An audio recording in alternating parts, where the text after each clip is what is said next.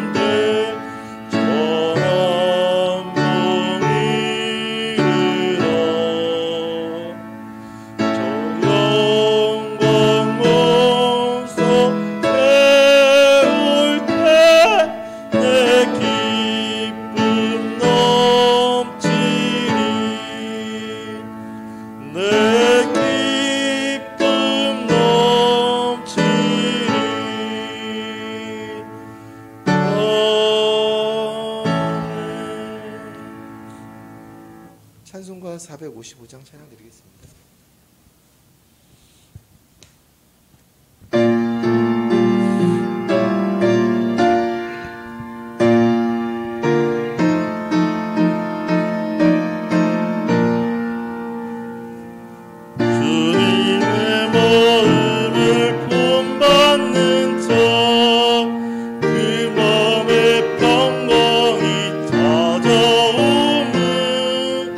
험악한 세상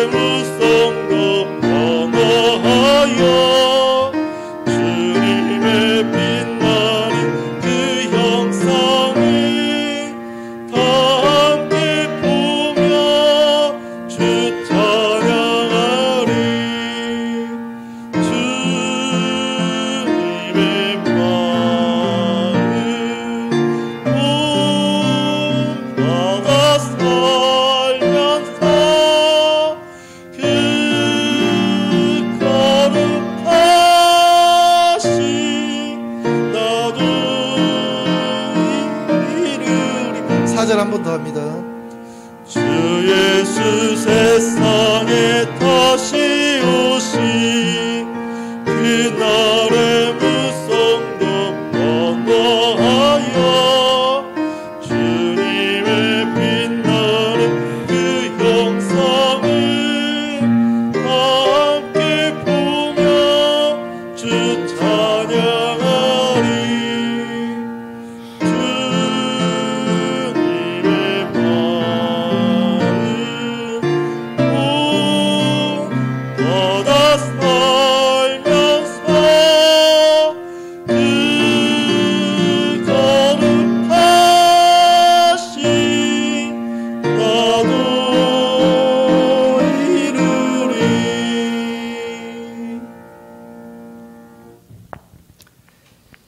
성령 강림 절기 25번째 주일입니다.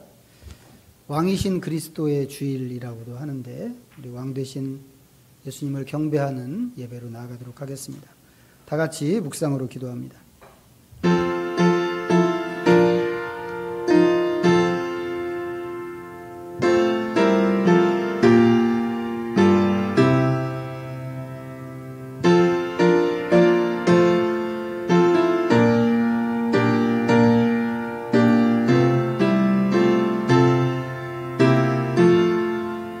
너희는 여호와 우리 하나님을 높이고 그 성산에서 예배할지어다.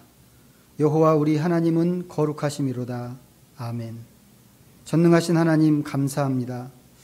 오늘도 우리를 부르셔서 왕의 왕이신 하나님을 예배하게 하신 것을 감사합니다. 하나님께 경배하는 것이 우리에게는 기쁨이고 영광입니다. 이 자리에서 우리의 온 마음을 하나님께 드리오니 우리의 헌신된 마음과 함께 영광을 받아 주옵소서. 예수님의 이름으로 기원하옵나이다. 아멘. 찬송가 27장입니다.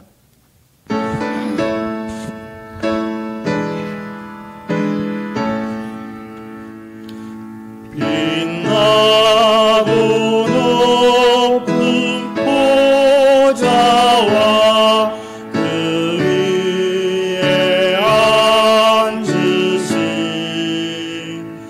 주 예수 얼굴 영광이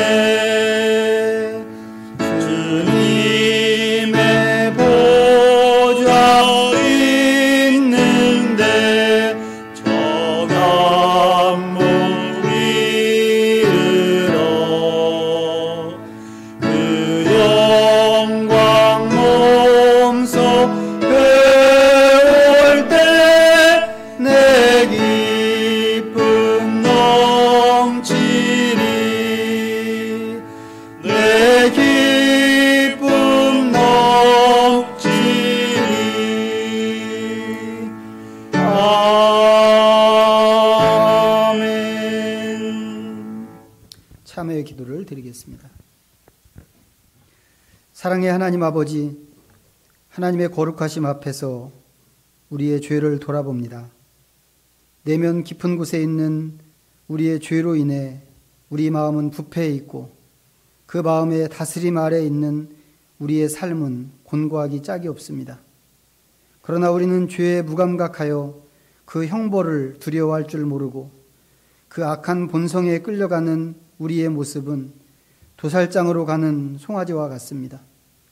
때로는 실수라고 핑계대고 발을 빼지만 우리는 죄를 죄라고 생각하지 않을 때가 훨씬 많습니다.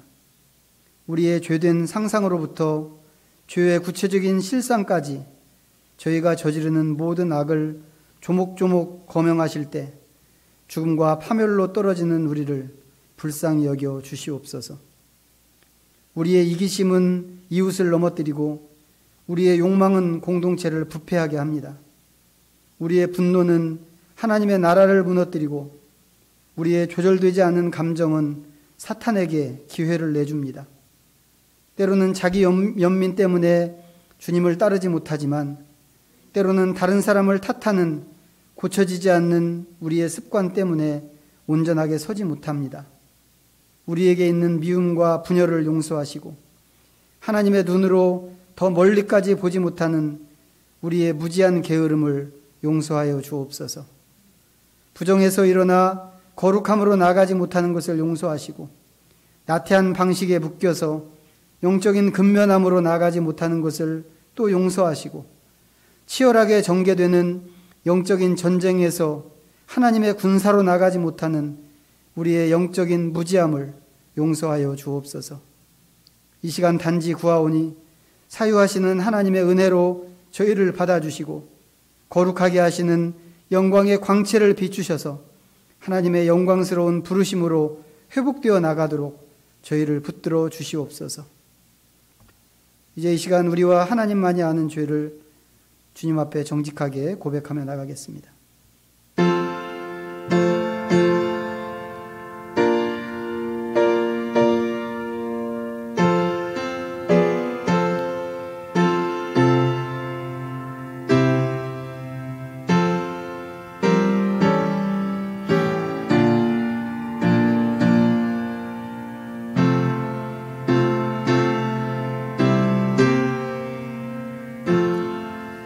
그러므로 이제 그리스도 예수 안에 있는 자에게는 결코 정죄함이 없느니라.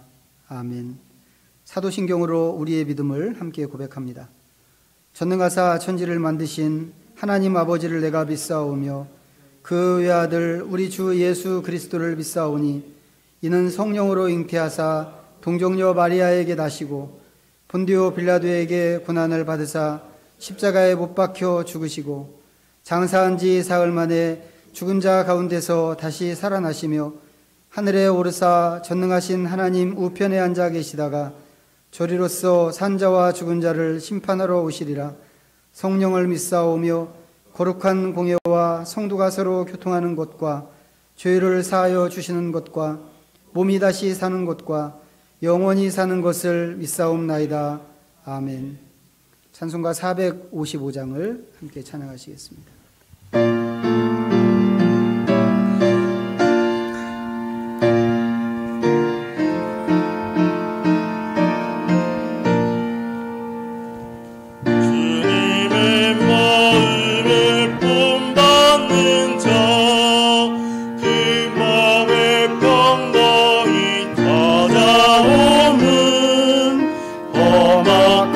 세상을 이기리니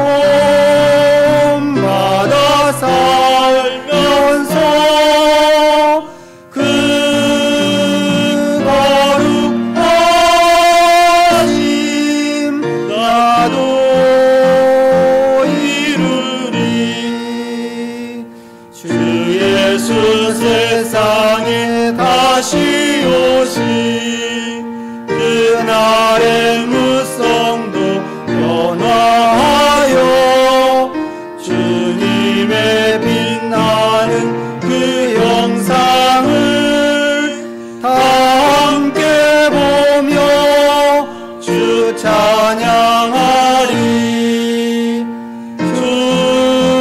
주님의 마음 본받아 살면서 그 거룩하심 나도 이루리. 하나님의 말씀 봅니다. 마가복음 10장 17절부터 31절까지 되겠습니다. 신약성경 70면 마가복음 10장 17절부터 31절까지의 말씀입니다. 마가복음 10장 17절부터 31절까지 읽도록 하겠습니다. 예수께서 길에 나가실새 한 사람이 달려와서 꿇어앉아 묻자오되 선한 선생님이여 내가 무엇을 하여야 영생을 얻으리이까? 예수께서 이르시되 내가 어찌하여 나를 선하다 일컫느냐? 하나님 한 분 외에는 선한 이가 없느니라. 내가 계명을 안 하니 살인하지 말라, 간음하지 말라, 도둑질하지 말라, 거짓 증언하지 말라, 속여 빼앗지 말라, 내 부모를 공경하라 하였느니라. 그가 여짜오되 선생님이여 이것은 내가 어려서부터 다 지켰나이다. 예수께서 그를 보시고 사랑하사 이르시되 내게 아직도 한 가지 부족한 것이 있으니 가서 내게 있는 것을 다 팔아 가난한 자들에게 주라. 그리하면 하늘에서 보화가 내게 있으리라. 그리고 와서 나를 따르라 하시니 그 사람은 재물이 많은 고로 이 말씀으로 인하여 슬픈 기색을 띠고 근심하며 가니라. 예수께서 둘러보시고 제자들에게 이르시되 재물이 있는 자는 하나님의 나라에 들어가기가 심히 어렵도다 하시니 제자들이 그 말씀에 놀라는지라. 예수께서 다시 대답하여 이르시되 얘들아 하나님의 나라에 들어가기가 얼마나 어려운지 낙타가 바늘기로 나가는 것이 부자가 하나님의 나라에 들어가는 것보다 쉬우니라 하시니 제자들이 매우 놀라 서로 말하되 그런즉 누가 구원을 얻을 수 있는가 하니 예수께서 그들을 보시며 이르시되 사람으로는 할 수 없으되 하나님으로는 그렇지 아니하니 하나님으로서는 다 하실 수 있느니라. 베드로가 여짜와 이르되 보소서 우리가 모든 것을 버리고 주를 따랐나이다.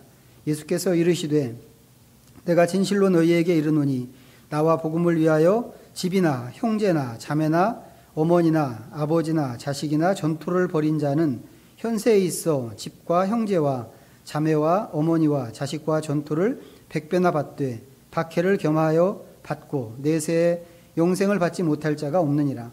그러나 먼저 된 자로서 나중되고 나중된 자로서 먼저 될 자가 많으니라.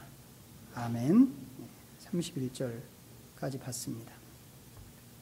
우리가 지난주에는 제자 되는 길에 대해서 예수님께서 이제 말씀하신 내용들을 좀 읽었습니다. 제자 되는 길은 그 일은 열매 맺는 것하고 관계가 있다고 그랬죠. 그리고 열매 맺는 것은 하나님이 우리를 택하신 이유하고 관련이 있다고 그랬습니다. 그래서 하나님이 처음에 택하실 때는 우리로 하여금 열매 맺게 하기 위해서 택하신 것인데 그렇게 열매를 맺음으로 인해서 우리는 예수님의 제자가 되는 것이라고 하는 그런 요한복음에 있는 말씀을 읽었습니다. 그렇기 때문에 제자 되는 것이 중요하다고 그랬단 말이죠. 제가 말씀드린 것처럼 저처럼 나 제자 될 마음 없는데 이렇게 얘기하면 안 된다고 그랬습니다. 자, 예수님께서 이제 제자 되는 길에 대해서 이제 말씀을 해주셨습니다. 지난주에 읽었던 그 본문 말씀에서. 그런데 예수님 말씀이 우리가 받기에는 좀 가혹하다 싶은 이제 그런 말씀이었죠. 어떻게 보면 과연 이 말씀을 맨정신으로 받을 수 있는 사람이 있을까 싶을 만큼 아주 황당해 보이는 그런 말씀이기도 했습니다. 그 말씀이 너무 황당해서 제가 질문했죠. 예수님 말씀대로 그렇게 하면 그럼 나한테 남는 게 뭐지? 라고 질문을 했습니다. 대답은 하지 않았습니다. 대답은 하지 않고 다른 이야기로 이제 지난주 설교를 대신했는데 오늘은 우리가 이제 그 질문에 대한 대답을 좀 비슷하게라도 좀 생각해 볼 수 있지 않을까 싶습니다. 오늘 읽은 말씀에 이제 등장하는 사람, 우리가 잘 아는 사람입니다. 우리가 보통 부자, 청년, 관원이라고 알고 있는 그런 사람입니다.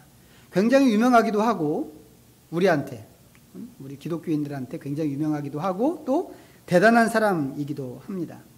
이 사람을 부자, 청년, 관원이라고 하는 이유는 이 이야기가 공간복음, 마태, 마가, 누가 공간복음에 전체적으로 나오는데, 이 공간복음 3권에서 다루는 각각의 내용들, 그 정보들을 다 합쳐 보니까 이 사람이 부자고 또 청년이고 관원이구나 하는 것을 우리가 알 수 있기 때문에 그렇습니다. 그런데 이제 이 사람이 대단한 이유는 뭔가요? 제가 대단하다고 앞에서 말씀드렸는데, 대단한 이유는 뭐예요? 젊은 사람인데 공부도 많이 했고 돈도 많고 출세도 했고 성실하기까지 한 그런 사람입니다. 대단하죠. 1등 신랑감, 1등 사윗감이란 말이죠. 그런데 거기에 더해서 이 사람은 또 뭐예요? 믿음까지 좋고 또 늘 깨어있는 영성을 추구하는 그런 사람이기도 합니다. 뭐 하나 버릴 게 없는 거예요. 자, 그렇게 대단한 사람인데 또 뭔가 자기가 부족한 것이 있을까 싶어서 예수님에게 뛰어와서 이제 꿇어 엎드리면서 물었습니다. 선한 선생님이요, 내가 무엇을 하여야 영생을 얻으리이까? 내가 무엇을 하여야 영생을 얻으리이까? 저는 이 얘기 금방 들을 때 딱 떠오르는 질문, 금방 떠오르는 질문이 있었습니다. 2가지 질문인데, 첫째는 이 친구 영생이 뭔가 알았나? 영생이 무엇인지 알고 지금 이야기하는 건가?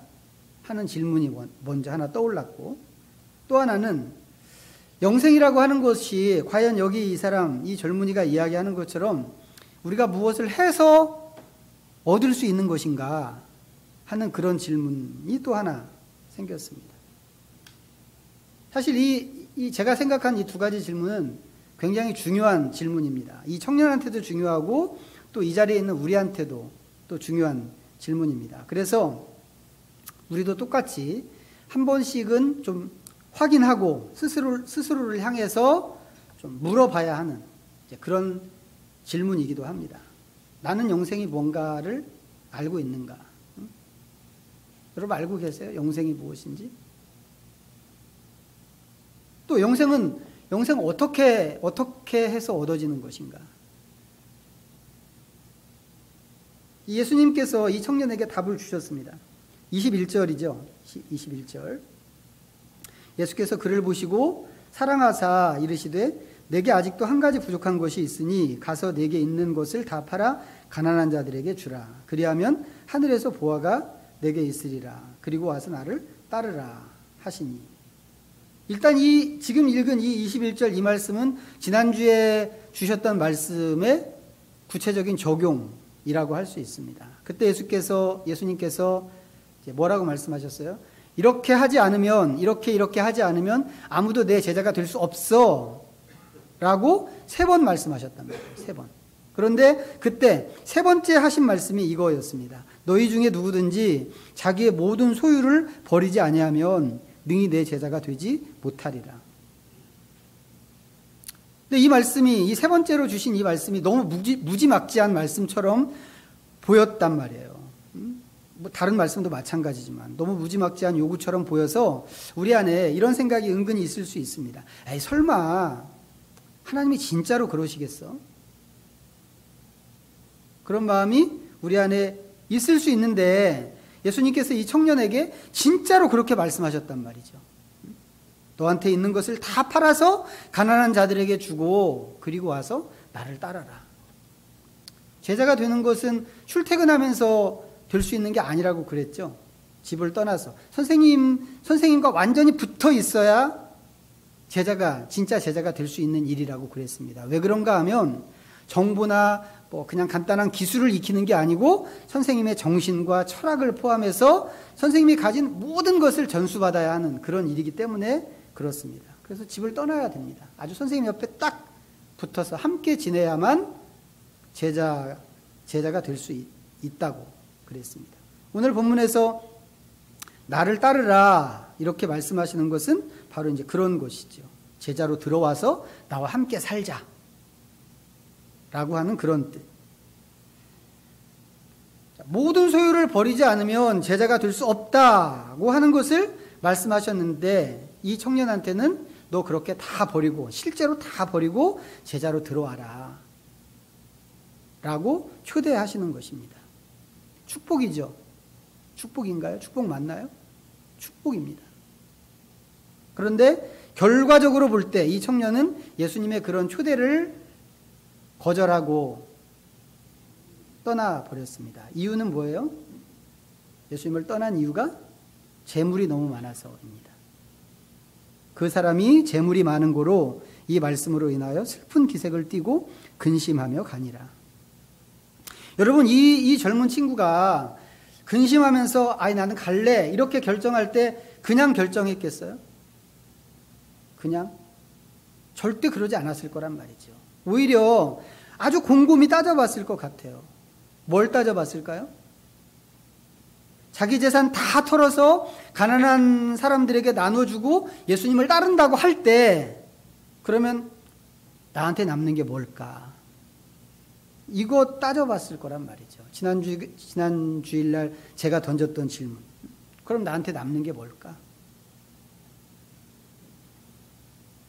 지난주 말씀에서 예수님께서는 계산해 보라고 그랬습니다. 계산해 보라. 내가 가진 예산으로 이 공사를 완성시킬 수 있을까 하는 것을 계산해 보라고 그러셨고, 내가 가진 군사력으로 이 전쟁을 수행할 수 있을까를 계산해 보라고 그러셨습니다.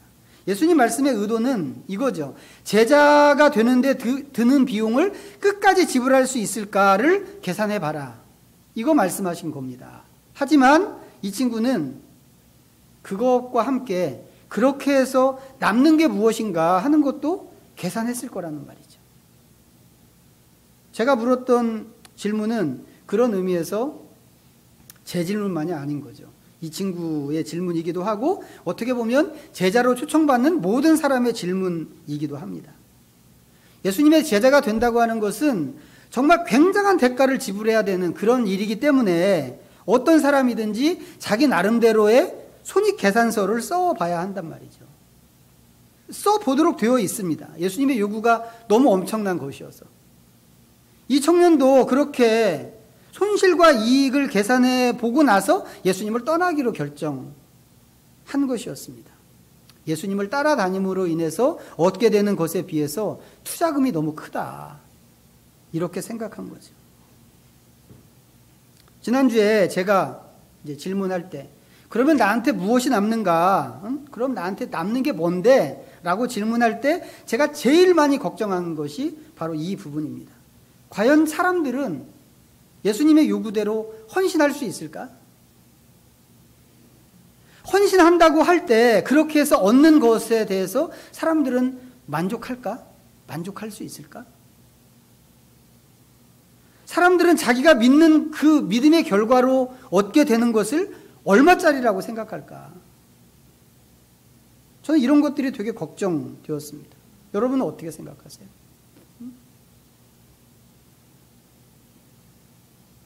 우린 예수님의 이런 요구를 따를 수 있을까요? 그렇게 따름으로 인해서 구원을 얻는다고 할 때, 우리 흔히 이제 예수 믿고 구원 얻는다고 하는데, 그렇게 해서 구원을 얻는다고 할 때 우리는 그 구원으로 만족할 수 있을까요? 우리는 지금 예수님을 믿고 따르는데 무엇을 위해서 예수님을 믿고 따르는 것일까요? 우리 각자가 생각해 봐야 된단 말이죠. 이거 다 점검해야 됩니다. 한 번쯤은 점검해야 되는 그런 질문인데, 우선 하나님께서 우리한테 주시려고 하는 것이 어떤 건가를 좀 봤으면 좋겠습니다. 이게 하나님이 주시려고 하는 것에 대해서 그게 우리 마음에 들지는 모르겠지만, 하나님은 우리한테 무엇을 주시고 싶어 하시는가? 자, 요한복음 3장에 있는 말씀 좀 찾아보죠.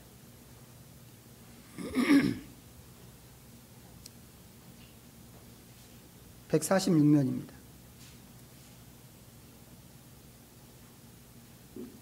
요한복음 3장 14절부터 16절 읽겠습니다. 모세가 광야에서 뱀을 든 것 같이 인자도 들려야 하리니 이는 그를 믿는 자마다 영생을 얻게 하려 하심이니라. 하나님이 세상을 이처럼 사랑하사 독생자를 주셨으니 이는 그를 믿는 자마다 멸망하지 않고 영생을 얻게 하려 하심이라. 아멘. 좀 뒤로 가서 36절도 보시죠. 36절, 3장 36절. 아들을 믿는 자에게는 영생이 있고 아들에게 순종하지 아니하는 자는 영생을 보지 못하고 도리어 하나님의 진노가 그 위에 머물러 있느니라. 답이 나왔죠. 하나님이 우리한테 주시려고 하는 게 뭔가요? 영생입니다. 영생. 우리한테 영생을 주시기 위해서 아들을 보내주셨고 그 아들은 자기를 비우고 이 세상에 오셨습니다. 생각해 보세요.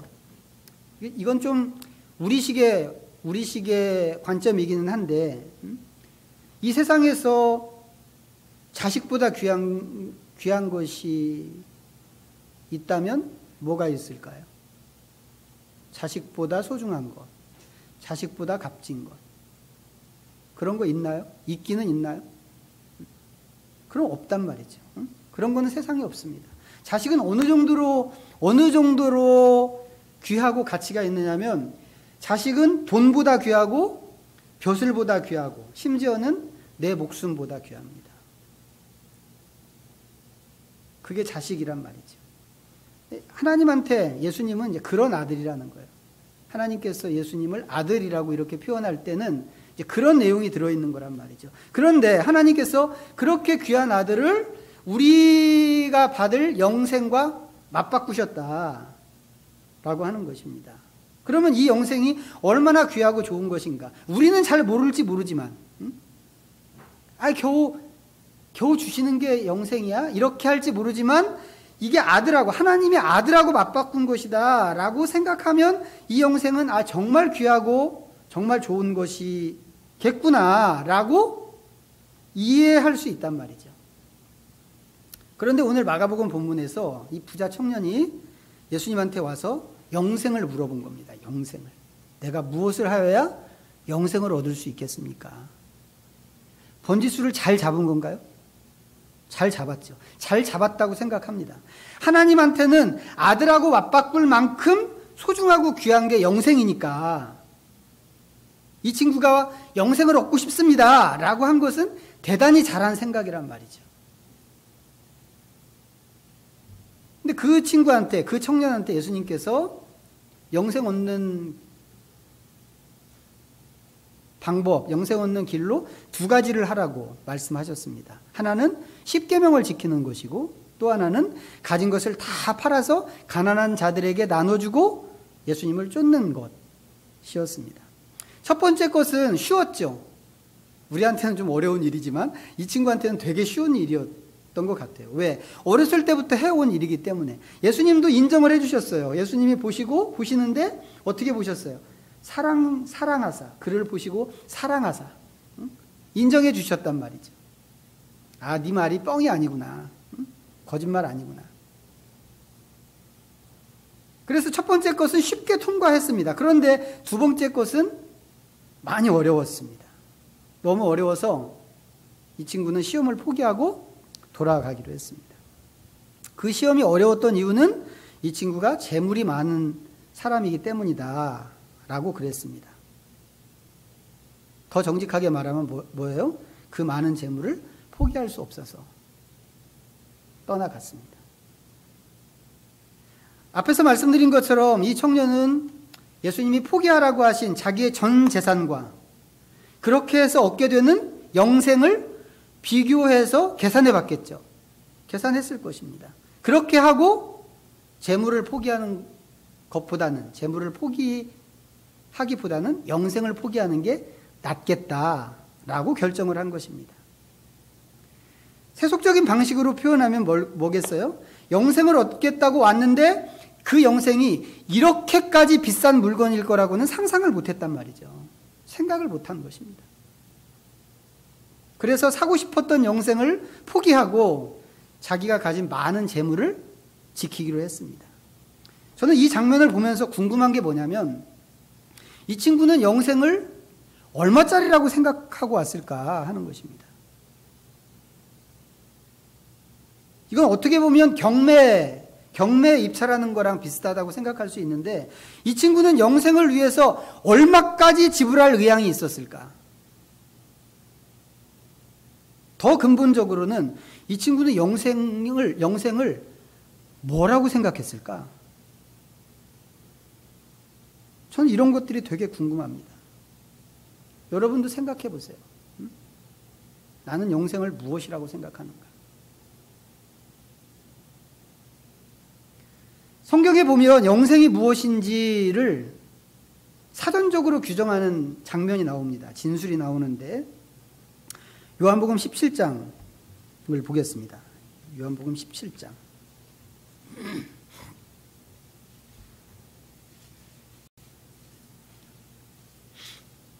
176면 요한복음 17장 2절과 3절 말씀입니다.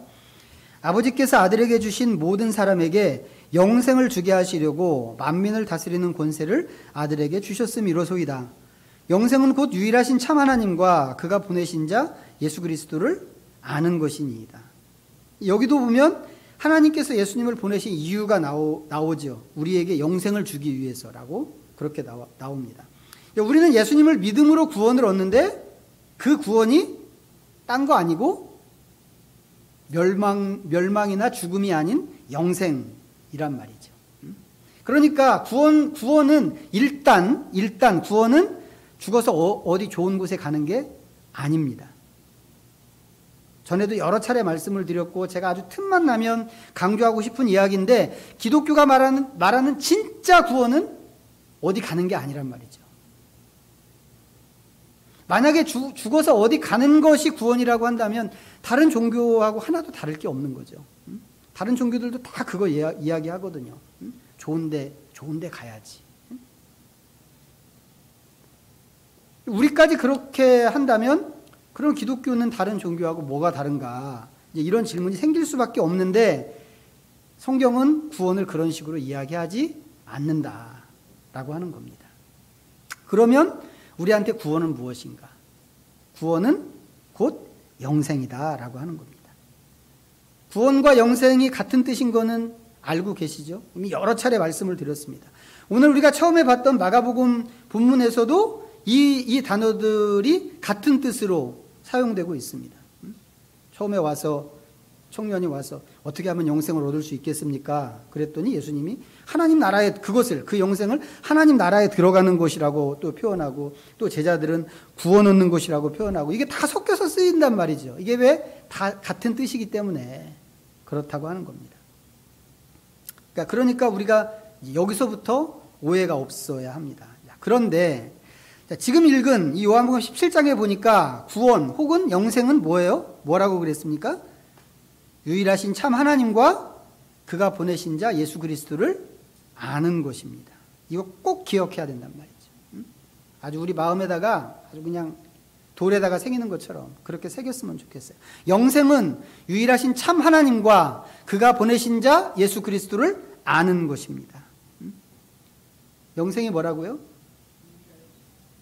그리스도를 아는 것이고 하나님을 아는 것이다. 단지 그거란 말이죠. 단지 다른 게 아니고 영생은 하나님을 아는 것이고 그리스도를 아는 것이다. 다만 우리가 또 한 가지 기억해야 될 건 뭐냐면 분명히 알아야 되는 것, 여기서 이야기하는 아는 것은 정보로 아는 게 아니다라고 하는 겁니다. 정보로 아는 게 아니고 뭘로 알아요? 경험적으로 알아야 되는 것입니다. 책을 통해서 아니면 다른 사람에게 들어서 아는 것이 아니고 직접 만나서 겪어봐야 그게 진짜로 아는 것이다. 이런 얘기입니다. 이건 뭐하고 똑같으냐면 제가 BTS를 잘 아는데 잘 알지만 실제로는 BTS에 대해서 하나도 모른다고 하는 것과 똑같습니다. 제가 잘 아는 건 뭐예요? BTS를 잘 아는 건 BTS를 정보로 아는 거죠. 정보로. 인터넷 딱 검색하면 금방 나오는 그거 아는 거죠. 이름은 뭔지, 또 생년월일, 그 사람들의 생년월일, 가족관계는 어떤지, 어디 학교 나왔는지, 어떤 노래 불렀는지, 무슨 상을 받았는지 이런 거 아는 겁니다. 이런 거. 제가 BTS에 대해서 아는 거 탁탁 긁어 모아도 전부 그런 거란 말이죠. 그런데 실제로는 BTS에 대해서 아는 게 없습니다. 이 사람들이 어떤 사람인지 전혀 모른단 말이죠. 왜 그러게요? 만나본 적 없으니까. 만나본 적도 없고 교제한 적도 없고 경험한 적이 없으니까. 영생이라고 하는 것은 삼위일체 하나님을 그런 식으로 아는 거란 말이죠. 그런 식으로. 자, 또 한 군데 성경 찾아볼까요? 요한 1서 1장 388면입니다.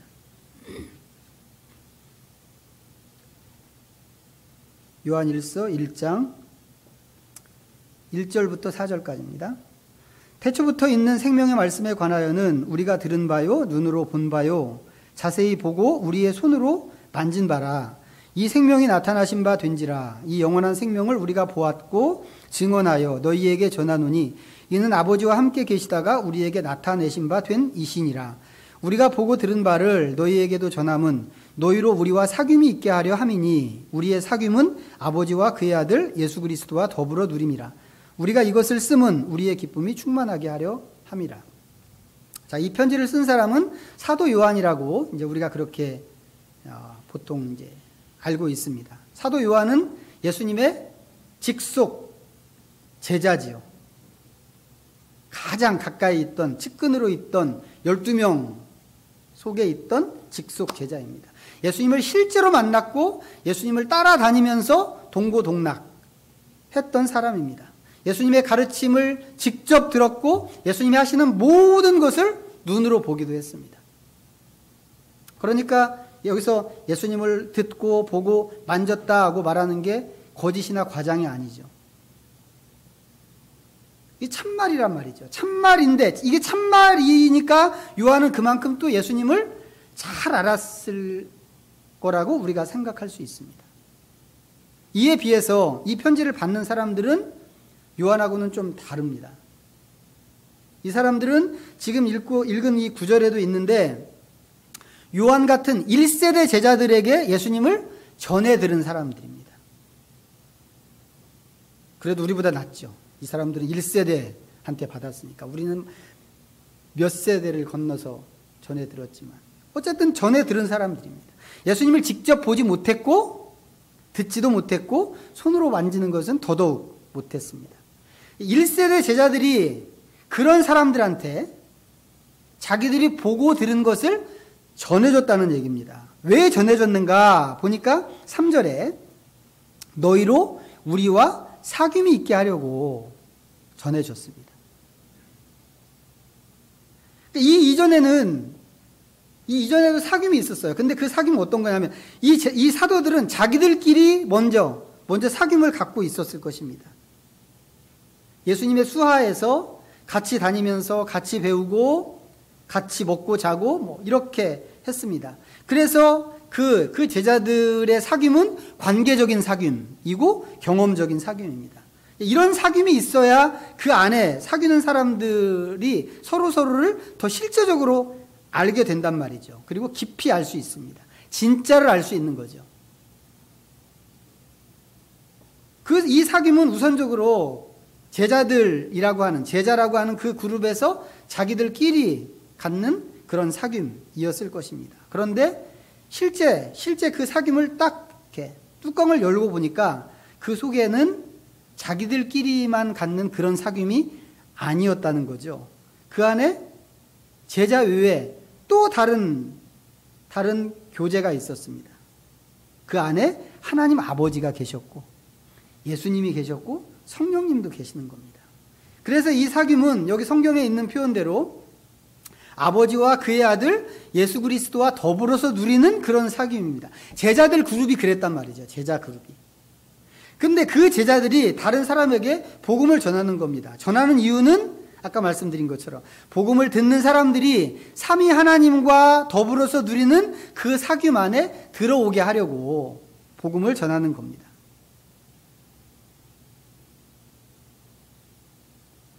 물론 이제 이 앞서서 이런 사귐 사귐에 앞서서 또 하나의 사귐이 있습니다. 여기 2절 보세요. 2절. 지금 읽은 요한일서 1장 2절. 2절 보시면 이 생명이 나타내신 바 된지라 이 영원한 생명을 우리가 보았고 증언하여 너희에게 전하노니 이는 아버지와 함께 계시다가 우리에게 나타내신 바 된 이시니라.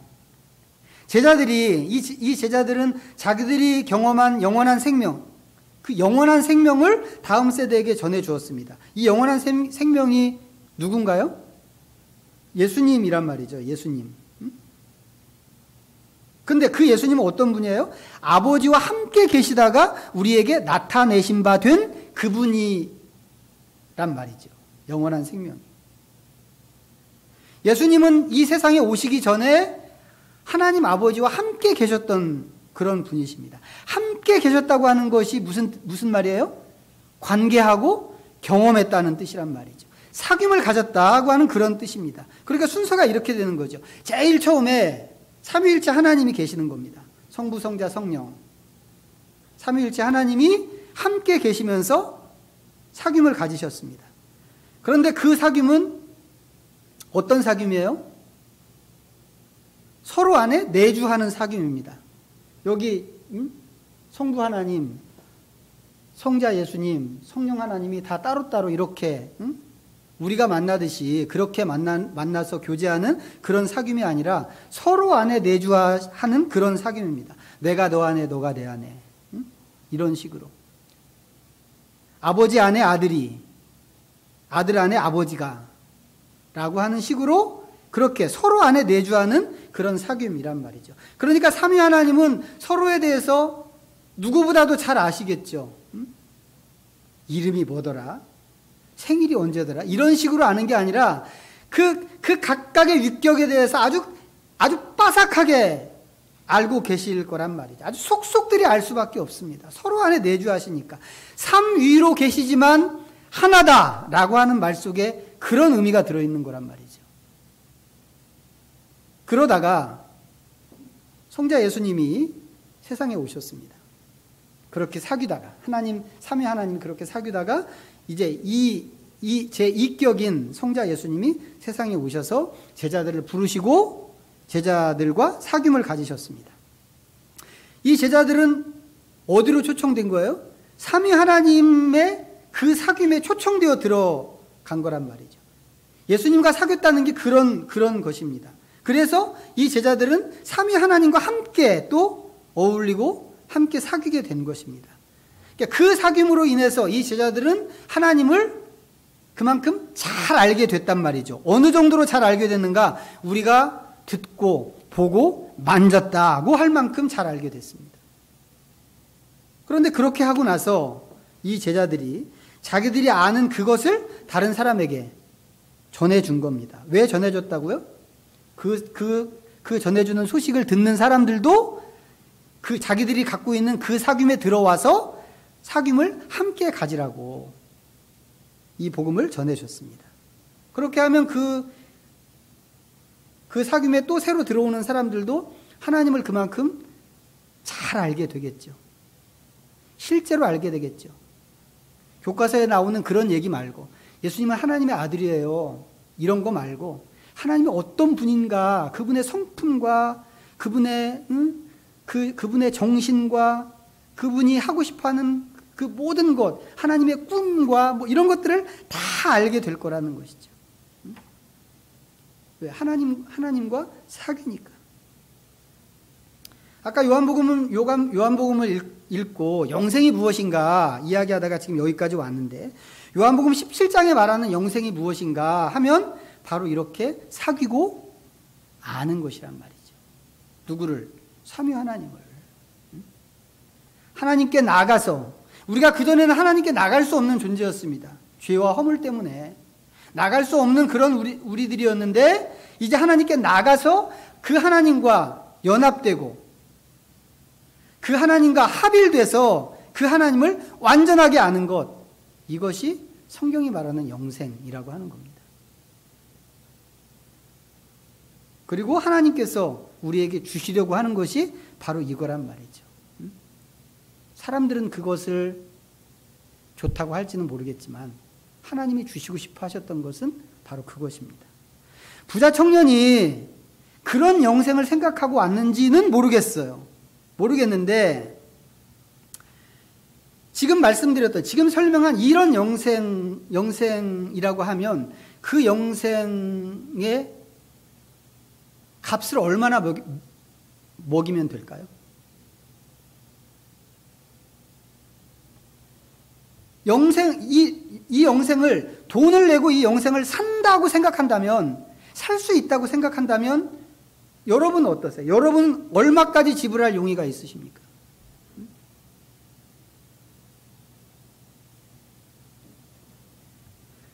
우리는 사실 이 세속적인 욕망에 이 마음이 되게 부패해 있습니다. 그렇기 때문에 이런 사귐이 주는 가치, 또 이런 사귐이 주는 즐거움이 무엇인가에 대해서 거의 모릅니다. 우리는 거의 몰라요. 우리가 알고 있는 가치와 즐거움은 뭔가요? 우리 시대의 돈이죠, 돈. 돈이 최고로 가치 있습니다. 돈이 있을 때 즐겁습니다. 저도 그래요. 가끔 돈 때문에 부모 형제 죽이는 사람 있잖아요. 뉴스에서 우리 보잖아요. 또 그런가 하면 영화 같은 그런 이야기에 보면 황금을 포기 못하고 또 아니면 땅을 포기 못해서 위험에 처하기도 하고 심지어는 그것을 움켜쥐다가 죽기까지 하는 그런 사람들 이야기가 영화나 소설 같은 데 보면 나옵니다. 그 정도란 말이죠. 그 정도로 돈은 부모 형제보다 좋은 것이고 심지어는 자기 목숨보다도 더 포기가 안 되는 그런 거란 말이죠. 그런데 이게 이제 보통 사람들의 그 모습인데 돈이 안 중요한 사람들이 있습니다. 돈이 전혀 중요하지 않은 사람들. 누굴까요? 아이들입니다. 아이들. 물론 아이들은 돈이 뭔지 몰라서 저희 큰애는 어렸을 때 10,000원짜리 종이 비행기 접어서 창밖에다가 던지기도 하고 그런 적도 있었는데 돈이 뭔지 몰라서 그렇기도 하겠지만 나이가 어린 아이일수록 돈보다 중요한 게 따로 있습니다. 뭐게요? 돈보다 중요한 거? 뭔지 아세요? 엄마가 최고 중요합니다. 먹을 것이 없고 입을 것이 없어도 엄마하고 있는 게 좋지 엄마 없는 부잣집에 가서 혼자 흥청거리고 싶지 않단 말이죠. 저는 제가 어렸을 때 초등학교도 다니기 전에 한 5살이나 6살쯤 먹었을 거라고 생각하는데 그때 외갓집에 가 있었거든요. 저희 집이 좀 많이 어려워서 외갓집에 가 있었기 때문에 그 마음을 엄마가 있어야 된다 하는 그 마음을 제가 누구보다도 잘 압니다. 저희 동네 그 외갓집 동네에 3시에 지나가는 기차가 있었습니다. 그 우리 집 가는 기차였어요. 저희 동네. 제가 3시만 되면 쌀인문 붙잡고 노래 불렀다는 거 아니에요? 저 타면 우리 집 가는데, 저 기차 타면 우리 집 가는데. 사실 집에 가도 아무것도 없습니다. 단칸방에, 찌끄만 단칸방에. 맨날 보기만 하면 쌈박질하는 부모님들. 그런데도 엄마 옆에 가고 싶었단 말이죠. 그런 애기만 그러나요? 우리는 나이 들어도 엄마가 보고 싶잖아요. 돌아가신 엄마가 보고 싶지 않나요? 다 보고 싶잖아요. 엄마만큼 좋은 게 없단 말이죠. 엄마는 돈보다 좋다. 그런데 하나님이 우리한테 주고 싶어 하시는 게 뭐라고요? 만나기만 하면 싸움질하는 그런 부모님과의 사귐이 아니고 사랑으로 똘똘 뭉친 하나님, 삼위일체 하나님과의 사귐이라고 하는 것입니다. 하나님이 우리한테 주시고 싶어 하는 게 이 얼마나 신나고 얼마나 좋은 것일까. 우리가 이 신비를 충분히 이해할 수 없기 때문에 너무 안타까운데 우리가 이 세상에서는 경험해 보지도 못하고 알지도 못하는 아주 정말 신비스러운 사귐일 거라는 것이죠. 하나님이 우리한테 주고 싶어 하시는 것이. 그것을 성경은 영생이라고 표현했고 구원이라고 표현하는 겁니다. 구원은 다른 게 아니고 잃어버린 하나님을 되찾는 것이라고 전에 말씀드린 적이 있습니다. 그런데 그렇게 되찾는 그 하나님이 어떤 하나님인가? 그 하나님은 나를 만드신 하나님이고 나보다 나를 더 사랑하시는 하나님이란 말이죠. 나를 너무 사랑하셔서 아들하고 맞바꿀 정도로 나를 사랑하시는 그런 하나님이란 말이죠. 그 하나님을 되찾아서 그분과 연합하고 잃어버린 하나님의 형상으로 우리의 모습을 회복하는 것, 이게 구원이고 성경이 말하는 영생이라고 하는 겁니다. 얼마 내시겠어요? 이거 위해서. 예수님께서는 오늘 부자 청년한테 너가 가진 거 다 내라 이렇게 말씀하셨어요. 이 친구는 딱 생각했죠. 가격이 너무 비싸다. 그렇게 생각했습니다. 그래서 안 사기로 하고 돌아갔습니다. 돌아가는 청년을 보면서 예수님이 말씀하십니다. 부자는 하나님 나라에 들어가기가 얼마나 어려운지 차라리 낙타가 바늘기로 지나가는 것이 더 낫다, 더 쉽다. 그 소리에 제자들이 깜짝 놀랐죠. 선생님, 그러면 누가 구원을 얻을 수 있겠습니까? 예수님 말씀, 사람으로는 할 수 없으되 하나님으로는 그렇지 아니하니 하나님으로는 다 하실 수 있느니라. 구원을 얻는 것, 영생을 얻는 것은 우리가 무엇을 한다고 해서 얻을 수 있는 것이 아닙니다. 돈으로 살 수 있는 것은 더더욱 아니죠. 주일학교 찬양에 나오는 것처럼 마음 착해도 안 되고 얼굴이 예쁜 것으로도 안 되는 거란 말이죠. 뭘로 되나요? 하나님의 은혜로만 되는 겁니다. 구원은 처음부터 끝까지 철저하게 은혜로만 얻는 것입니다. 그렇기 때문에 하나님이 하시는 겁니다. 아니, 그럼 처음부터 그렇게 얘기하시지. 이 청년 얼마나 억울하겠어요. 구원은 은혜로 얻는 거야. 돈 내서 되는 게 아니야. 라고 처음부터 말씀하시지. 왜 마치 이 청년한테는 돈으로 할 수 있는 것처럼 왜 그렇게 하셨을까요? 그것은 이게 자기를 비우는 문제이기 때문에 그렇단 말이죠. 비워야만 하나님의 은혜를 구할 수 있기 때문에. 완전히 비워서 아무것도 없어야 나한테 하나님의 은혜가 필요합니다. 이 말이 나온다는 겁니다. 주님, 나를 불쌍히 여겨주십시오. 나는 아무것도 없습니다. 부자 청년이 재산을 버려야 했던 이유는 다른 거 아닙니다.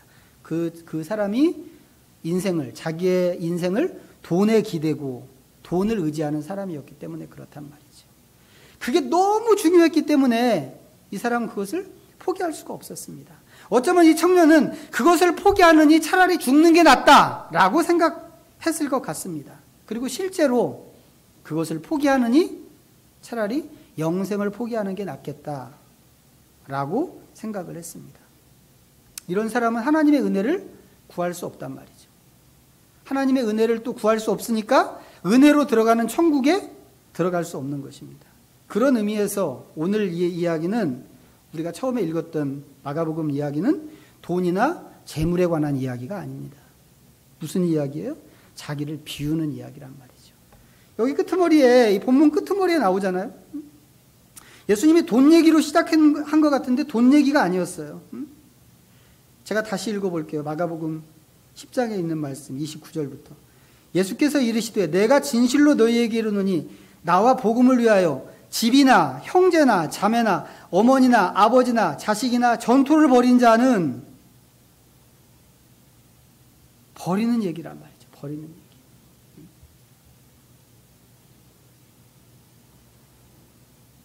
지난주 말씀에서 예수님은 자신을 다 비우고 세상에 오셨다고 그랬습니다. 그리고 세상에 오셔서 우리한테 하시는 말씀이 뭐였어요?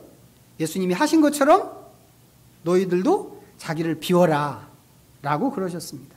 무엇을 비워야 될까? 그렇다면 무엇을 비워야 될까? 어떤 사람한테는 그게 부모 형제일 수도 있고, 어떤 사람한테는 그게 자기 사랑일 수도 있고, 어떤 사람은 처자식이나 재물일 수도 있다고 하는 것입니다. 그런 의미에서 오늘 말씀은 지난주 말씀의 연장이라고 할 수 있는 것이죠. 그리고 우리는 이 말씀을 통해서 우리 자신을 비춰보아야만 합니다. 지금 나한테 있어서 버리고 비워야 할 것은 무엇일까? 내가 지금 의지하고 있는 것은 무엇이며 내가 가장 소중히 여기는 것은 무엇인가? 나를 나되게 하는 것, 이것마저 없으면 나는 차라리 없는 게 나아 라고 생각할 만한 그런 것, 그렇기 때문에 절대 포기할 수 없다고 생각하는 것, 그것이 무엇일까? 그것은 능력일 수도 있고 우리의 기술이나 아니면 영적인 은사일 수도 있습니다. 하나님에 대한 열심일 수도 있어요. 종교적인 수고일 수도 있습니다. 우리 집은 지금 몇 대째 믿는 집안이야 라고 하는 그런 자부심일 수도 있습니다. 우리 옛날에 다 그게 중요하다고 배웠잖아요. 3대 이상 믿어야 돼. 이렇게. 그래서 저는 장가 갈 때도 3대 이상 믿은 그런 색시를 얻어야 된다고 오랫동안 생각을 했어요. 그걸 위해서 기도했죠. 하나님 3대 이상 믿은 오늘 하나님께서 보여주셨어요. 그게 얼마나 버려야 되는 생각인가.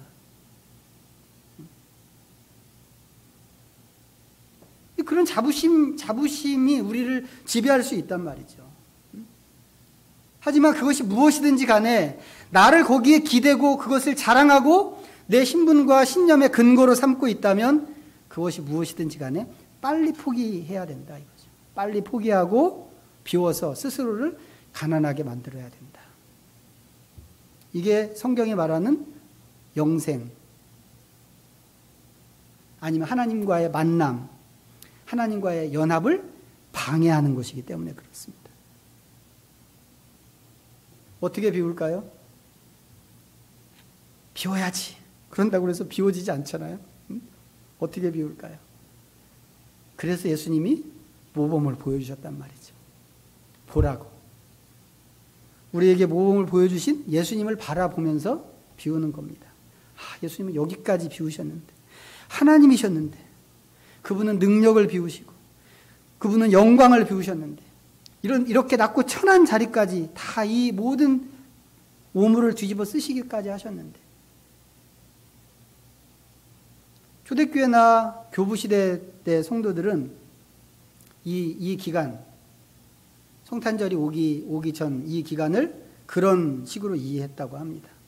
그냥 예수님 오신다고, 예수님 오신 날이라고 마냥 즐거워하고 징글벨이나 부르고 이렇게 한 게 아니고, 예수님을 따라서 나는 어떻게 나를 비워야 할까?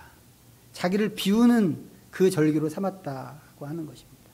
그러려면 예수님을 바라봐야 된단 말이에요.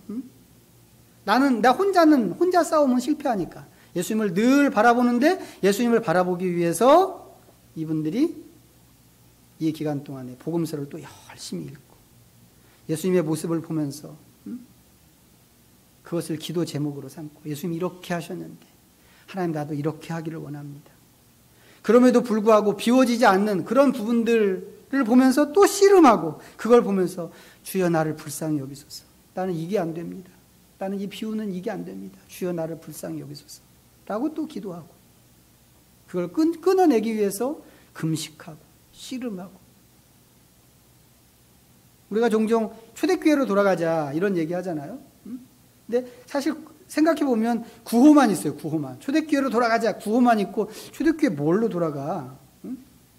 초대교회 뭘로 돌아가려고 그러는데, 생각해보면 손에 잡히는 게 없는데, 사실은 초대교회 이런 모습이 우리가 돌아가야 하는 초대교회의 모습이 아닌가 생각합니다.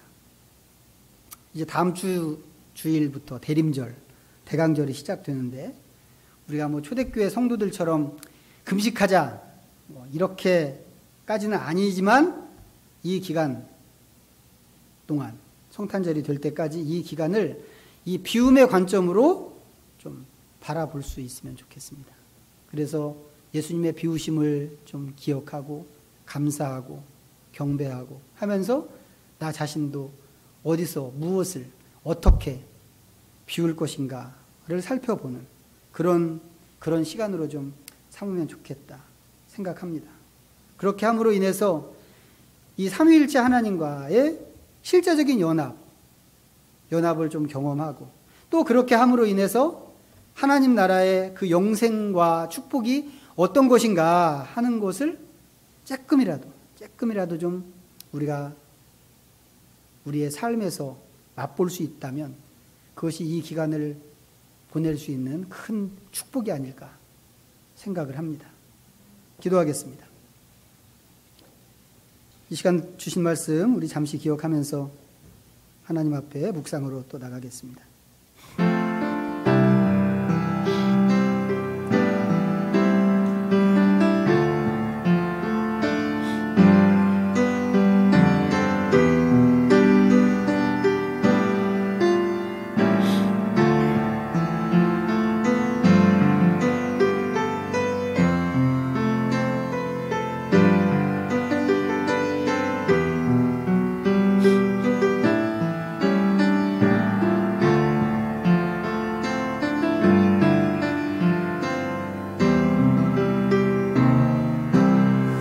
하나님 감사합니다. 하나님을 떠나면서 생명을 잃어버린 우리에게 구원의 길을 보여주시니 참으로 감사합니다. 우리를 불쌍히 여기시고 친히 찾아오셔서 은혜를 주셨사오니 그 은혜가 우리에게 살 길이 되었습니다. 하나님, 그러나 우리는 늘 우리 자신을 의지하며 삽니다. 우리의 힘을 의지하고 우리의 지식을 의지하고 우리의 재능이나 우리의 소유를 의지합니다. 그런 것으로 자신을 높이고 자랑감으로 사는 우리는 아담과 하와를 닮았습니다. 하나님, 우리를 불쌍히 여기셔서 이제는 삶의 방향을 돌리게 하시고 스스로 의지하고 자랑하던 모든 것들을 포기하고 하나님의 은혜로만 돌아서는 저희들이 되게 하여 주시옵소서.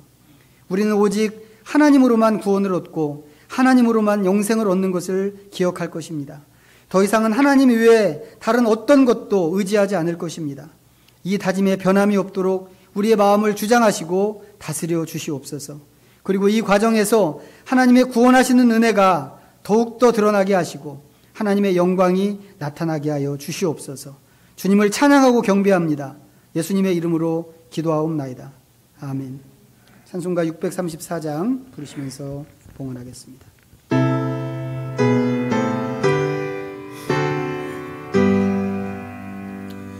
모든 것이 주께로부터 왔으니 이 예물 주께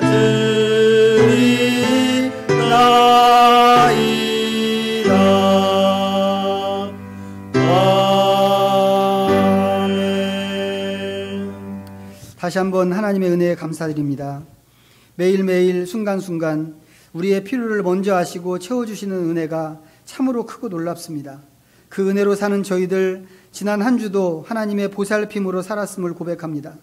때로는 넘어지고 때로는 염려로 한숨 쉬기도 했지만 하나님의 보호하시는 손길이 오늘 우리를 잊게 했습니다. 어려운 환경에서도 수고하게 하시고 애써서 일할 수 있는 즐거운 마음을 주시고 또 이 모든 땀 흘림을 인정해 주신 것을 감사하지 않을 수 없습니다.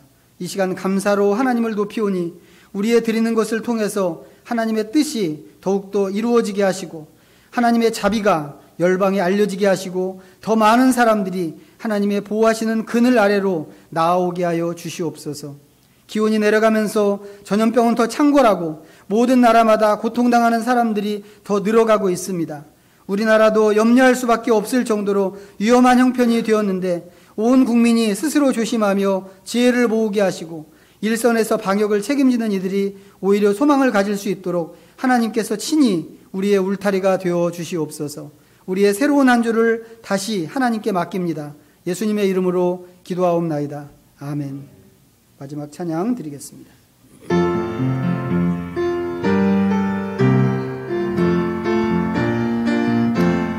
우리는 주의 백성이오니 주의 그 큰 이름 선포합니다. 이곳 어두운 세상에 빛으로 부르셨네. 주의 얼굴 구할 때 역사소서.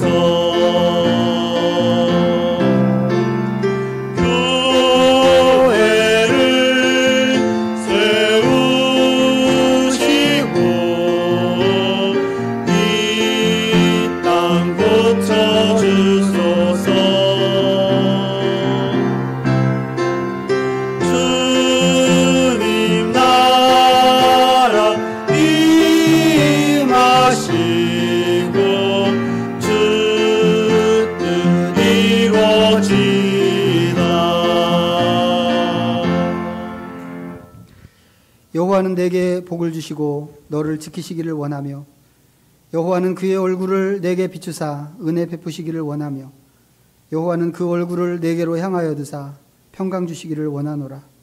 주 예수 그리스도의 은혜와 하나님 아버지의 크신 사랑과 성령 하나님의 온전한 코이노니아가 하나님 앞에서 오직 그 은혜만을 의지하며 구원으로 영생으로 나가기를 간절히 소원하는 하나님의 모든 백성들에게 이제부터 영원까지 함께 있을지어다. 아멘.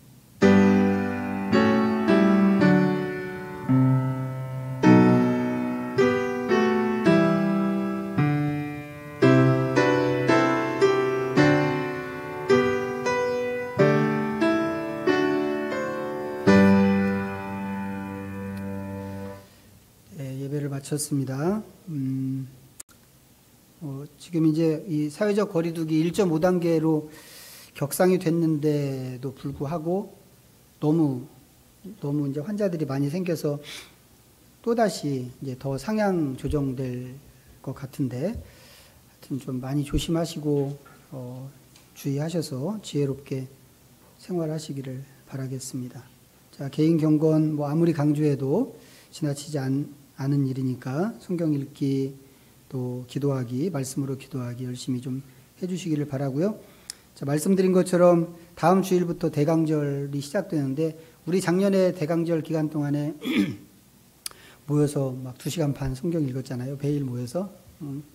이제 추억이었나요? 좋은 추억이었나요? 생각하면 너무 숨이 탁 막히는가요? 잘 모르겠는데, 이번에는 우리 모이기 좀 어려우니까 각자 있는 자리에서 좀 예수님의 오심을 좀 묵상하고 성경을 좀 열심히 읽었으면 좋겠어요. 그래서 지금 우리 성경 읽고 있는 그 진도가 있는데, 그 부분을 이제 오늘까지 하고 좀 잠깐 스탑 시켜놓고 내일부터 해서 복음서를 좀 읽으면 좋겠다. 그래서 예수님 좀 많이 좀 생각하고 예수님을 바라보기를 원하는데, 4단계로 할 생각입니다. 4단계. 어떻게 4단계냐면, 하루에 5장 읽는 단계, 10장 읽는 단계, 그리고 책 절반 읽는 단계, 마태복음 절반, 이렇게 절반씩 읽는 단계, 그리고 마지막은 책 한 권을 통째로 마태복음, 하루 동안에 마태복음, 마가복음, 누가복음 이렇게 읽는 거죠. 그렇게 4단계 할 건데,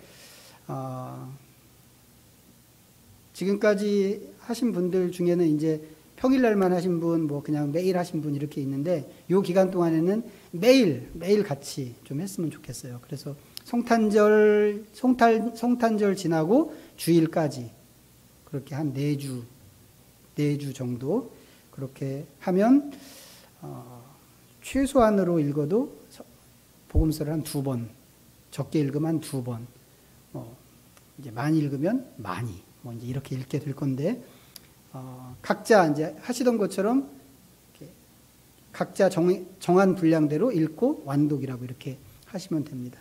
추가적으로 우리 카톡, 성경읽기 카톡방에 들어오실 분들은 함께 들어오시고, 여기 껴서 읽기가 좀